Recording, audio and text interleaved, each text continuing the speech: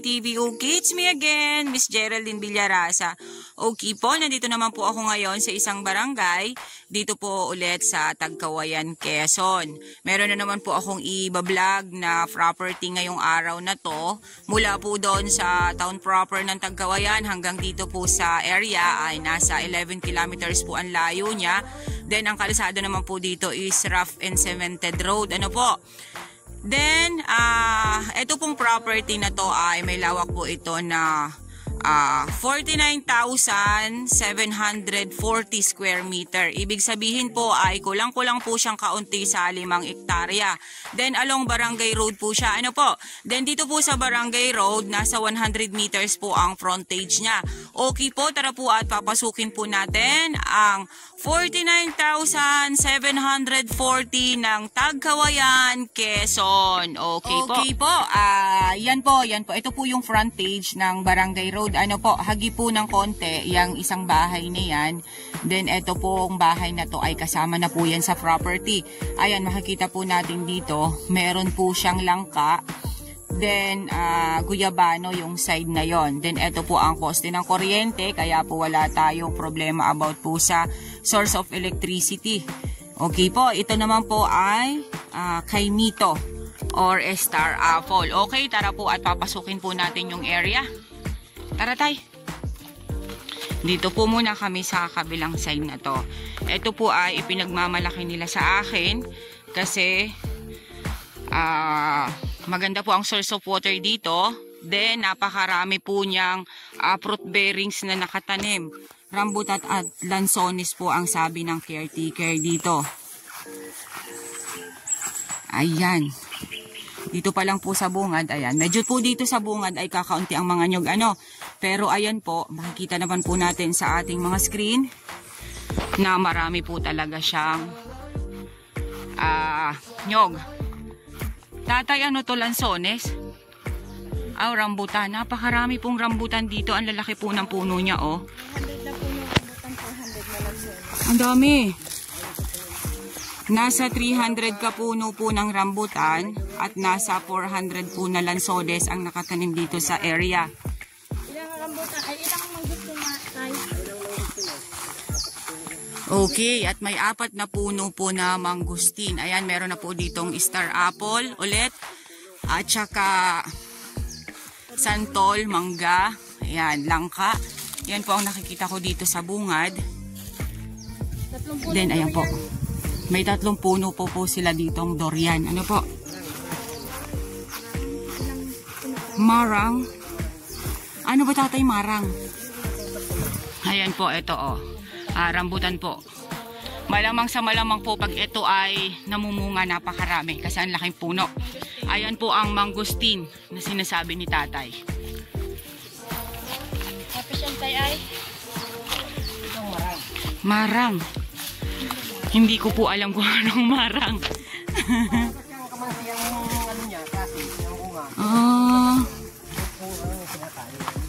Okay po, ito po yung tinatawag ni tatay na marang. Ngayon lang po ako nakarinig ng ganyang pangalan. Okay, ayan po, may langka dito sa side na to. Ayan. Ito pa ito, manggusto. Ang dami niyang bumunga. Asan tayong durian? Yung malaking puno na yon? Ayan, yan pong side na yan, yung malagupong yan, yan po ang durian. Napakarami pong napakarami po talagang fruit bearings dito sa area. Productive po talaga yung property. Nagkakasap sila boss ni boss? Ayan po, medyo na naman po maputik. Ang ating lingkod po ay sasabak na naman sa putikan para pasukin ang property. Pero napakaganda po ng property na to. Napakarami po talaga niyang fruit bearings. Okay. At ang kagandahan po nito ay buhay po ang nasa titulo. PCT title. Tatay, parang ito'y daan ng Paragos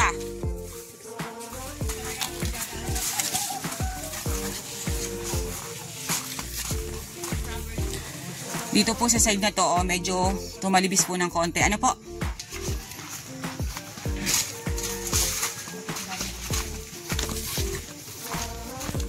Ayan po, dito po naman sa side na to, ayan, may rambutan na naman. Okay, ito na po yung pinagmamalaki ng ating caretaker dito sa property. Simula na po dito ang napakarami pong rambutan. Yung pong kaninang dinaanan natin ay pangilan-gilan lang ano po. Pero dito po, nandito na po ang rambutan at mga lansones na nakatanim. Then ayan, may mga bagong tanim ng nyog.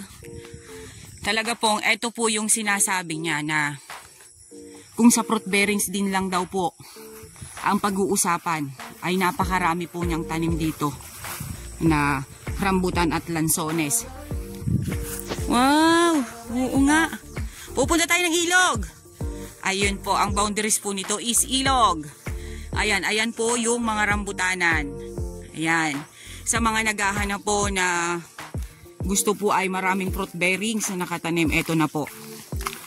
Ayan, eto po lansones. Side na to. Ayan, nandun din po ang mga lansones. Makikita po natin dyan ang mga nakatanim. Ayun din po sa side na yon. Ang dami po talaga. Ayan, rambutan pa rin po. Kulang lang po talaga ito sa linis. Pag ito po nalinisan, kitang-kita nyo po yung mga nakatanim talaga ng mga fruit bearings. Ayan, batino.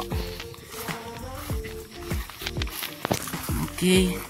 Dito po sa side na to, ito pantayin po ito. Ayan, nandiyan po ang mga lansones at rambutan sa side na yan. Then ito din po, ayan, lansones. Dito sa side na to, ayun, mga rambutan. Yang side na yan. Oo nga, dami nga. Ito pong property naman dito sa kabilang side ay medyo po siya tumalibis ng konti. Kasi ito na nga po yung side po nung papunta po sa ilog. Dami nga rambutan. Ayan po, kulang lang po talaga siya sa linis. Oh, pero napakarami po talaga niyang rambutan. Ayan po, ito po napakarami pong rambutan dito sa side na to. Oh. Ayan. Diyos ko, pag ito po namumunga ang rambutan, tagrambutanan siguro dito sa amin, ito'y pulang-pula. Ayan, ha? Tans ang pinag-harbisan ni tatay. Ayan, napakarami po itong side na to. Oh, ayan, yan pong side na yan. Halos po lahat ay rambutan talaga siya. Oo, ang dami. Ayan, yan pong side na yan. Ayan, napakarami po dyan. Oh, rambutanan pa rin po siya. Yang side na yan. Yan, hanggang yan pong papaakit na yan. Then, ito po. Ayan, rambutanan pa rin. Then, ito pong dadaanan kong to. Ayan, rambutanan pa rin po siya.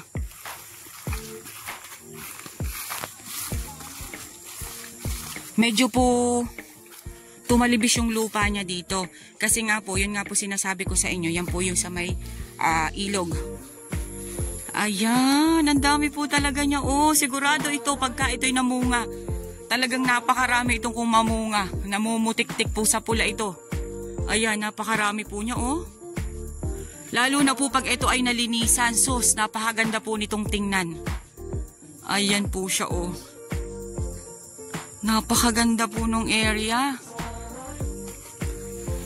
Yun nga po, sabi ko po sa inyo, madalas sa vlog ko, mas maganda po yung property na medyo talibis.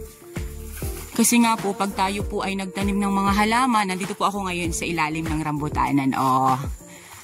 Nagtanim po tayo ng mga halaman or gulay. Pag umulan, hindi po siya mabubulok yung puno. Kasi yung pong tubig ulan, ay dumadaos-dos pababa. Kaya po, mas maganda po talaga sa property is talibis. Ayan, napakarami po talagang rambutan, promise. Ito po, napakalaking puno. Okay. Dito po sa side na to, ayan, medyo po siya pumantay.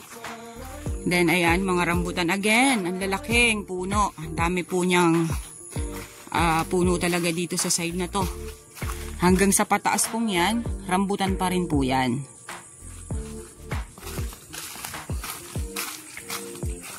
Talaga pong napakaraming puno ng rambutan bini. Oh, ayan pa po siya. Ayan pa pong taas na yan. Then, ayun, may mangustin dun sa side na yun.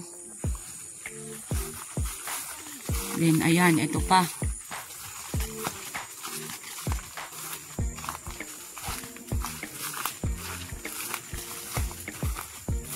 Napakarami po, oh. Ayan, ang lalaki pong puno. Kaya talagang 5 taon pa lang ito, tay? Ay, mahaba pa ang buhay na rin. Upo. Buti pang nung nagtagrambutanan ay pumunta tayo dito, nak. Ang dami pang nangalaglag, oh. Nakailan? Okay. Ay, ito po, ayan. Lansones po itong side na to. Sapa lang naman pala, tatay, hindi ilog. Sapa nga, yan yung mga lindiros na yan. Okay. Pero running water siya. Opo. Ito po ang boundaries ng property. Mali po yung banggit kanina na ilog. Siya po ay sapa na running water. Napakalinaw po ng tubig niya. Pupunta po ako at manghihinaw ako. Ayan, ayan po siya, oh. Nasa lindirusan po siya ng property. Ayan, then ito pong side na to ay rambutanan pa rin. Yung tay kabilang yun, hindi na. Okay, ito lang side na to. Okay, ayan po. Ito po, ayan, napakarami po ditong lansones. Ayan po ang tubig, oh. Napakaganda po ng tubig. Ang linaw, oh. Ayan, dito po siya mismo sa gilid ng property. Ayan, napakarami din po ditong lansones. Dito po nakataytay pala ang lansones sa gilid ng sapa na running water. Ayan, diretso pa po yan doon, papunta doon. Ayan ang mga lansones. Productive na productive yung property. Kulang lang po talaga siya sa linis. Yun lang po yung masasabi ko doon sa area. Linis lang po ang kulang niya, pero about naman po sa mga produkto ay napakarami po niyang produkto dito sa loob. Medyo po kaunti na rin yung nyog. Sa kabila po maraming nyog. Dito lang talaga sa kabilang to. Oo, kasi lansones at rambutan. Okay po. Doon po sa kabilang side, doon po ang maraming nyog. Kasi dito nga po sa kabilang side na to, kaya medyo po kaunti ang nyog dito. Dahil nandito nga po lahat ang mga lansones at rambutan nakatanim. Okay po, dito naman po tayo sa kabilang side. Ayan, ayan po ang mga lansones. At ito naman po ang rambutan. Sabi po ng caretaker, napapaikutan po tayo ng sapa, yung property. Hanggang dun po sa may kabilang side, dun sa may kabilang pisngi ng Barangay Road. Okay. Ito pa rin po siya, oh. Siguro talaga kung nung taglansones pa ay nag-vlog na ako dito. Nako, ang bit-bit natin ngayon. Paniguradong madami. Napakaganda pa naman po mamitas ng rambutan pagka talagang namumutik-tik po siya sa bunga. Tapos pulang-pula. Ay, nakakainggan nyo pong mamitas. Ayan, lansones po itong side na to. Ito pong mga lansones na to, kulang lang po ito sa abuno. Pag ito po naabunuhan, mamumutik-tik din po yan sa bunga.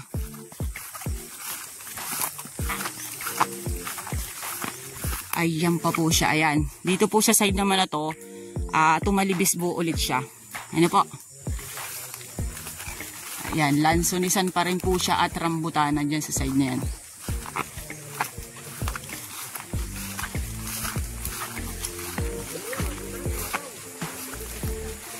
Ayan, ay ito po yung running water na sapa. Ayan. Ayan po siya, oh. Nandito po siya sa boundaries ng property. Umikot nga po ang sapa dito sa area, sabi ni tatay. Okay, ayan pa. Okay, ayan pa rin po yung karugtong nung sapa doon kanina sa pinuntahan ko. Ayan, dito po ay medyo malaki po yung buka ng sapa dito sa side na to. Ayan, napakalinaw pa rin po niya. Running water naman po siya. Then dito po naman pong pupuntahan ko ay mga nyuga naman po ang meron dito. Okay. Susuot tayo. Ayan. Yun nga lang po sabi ko talaga sa inyo ay masukal. Linis lang po talaga ang kulang dito sa area. Kulang na lang po kasi siya ng konti sa 5 hektarya. Kaya talagang malawak po are. Oo. Ayan. Nandito po ang Kanyugan. Ayan po siya. Ikot po dyan yung sapa kanina na pinuntahan natin. Ayan, marami pa rin po ditong lansones at rambutan sa side na yan.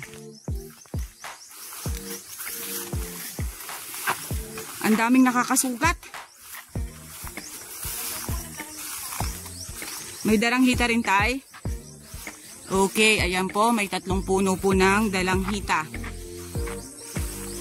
Diyan sa side na yan. Ayan, ang mga nyog. Then, lansones po yung mga yan, mga nakataytay na yan. Ayan. Sabi nga po talaga ni tatay, kulang lang talaga siya ay sa maintenance. Kumbaga yung pagpapalinis ng property. Kasi sa totoo lang po talaga, kung gusto nyo pong malinis yung isang property, kailangan po talaga ay uupa tayo ng magtatabas or maglilinis dito para ma-maintain po natin yung kalinisan ng area. Hindi naman po yun lagi-lagi. Kumbaga, makita lang po natin na maayos or malinis yung property at yung mga halaman po na nakatanim ay yung mayabong siya, okay na po yun. Ayan po, lansones pa rin po itong side na to. Napakalaking pong puno ng lansones din yan. Yun nga po, sabi ko po sa inyo kanina, yung lansonesan po ay kailangan lang po talaga niya is abuno. Ayan, ayan po ang nyugan niya. Ang daming ang lansones. Opo. Ayan po siya. Marami po talaga siyang nyog. Ano po? Ito pong side na to, ito pantayin po are. Ito pong dito sa may ilog, sa may sapa. Then ayun po, marami pa rin po dong rambutan sa side na yon. Then ganyan din po yan, rambutan pa rin po at mga lansones dyan sa side na yan. Ito po yung dalanda na 3 puno, sabi ni tatay. Ayan po, ayan pong side na yan, nandyan po yung sapa pa rin, nakarugtong punong kaninang ipinidyo ko. Doon po sa umpisa at saka doon sa gitna. Then ito po yung pinakang end na rin ng property dito sa kabilang side. Napakarami pa rin po niyang lansones at saka rambutan. Kasi makikita naman po natin yung mga boundaries na yan. Ayan, mga lansones po ang nakatanim. Then ayan po ang nyugan. Then ito naman po ang rambutanan. Ano po? Ayan. Okay guys, sabihin nyo na po ang property namin. Dito po ito sa Tagkawayan, Quezon. 49,740 square meter, TCT title. Buhay po ang nasa titulo, along Barangay Road. 100 meters po ang frontage niya dito sa Barangay Road. Napakarami po niyang lansones at rambutan. Meron pong mangustin, meron pong durian, napakarami po niyang nyug din. Then, mayroon po siyang dalandan. Then, ang source of water po niya is sapa. Napapalibutan po ng sapa ang property na running water. Then, about naman po sa electricity ay meron po tayong electricity dito. Cellphone signal lang po ang medyo mahirap. Ano po? Then, mula po doon sa town proper ng Tagkawayan, Quezon, nasa 11 kilometers po ang layo niya. Rough and cemented road po ang ating dinaanan. Okay po, 5.5 million pesos po ang price nito. Kayo na lang po mag-usap ni seller about po sa tawaran. Ano po? Okay po, once again po ako po ulit ang inyong site locator, si Miss Geraldine Villarasa. Muli po akong maglalambing. Pa-like and share po ng aking mga vlog and pa-subscribe na rin po ng aking YouTube channel, Quezon Province Realty TV. Okay po, thank you for watching.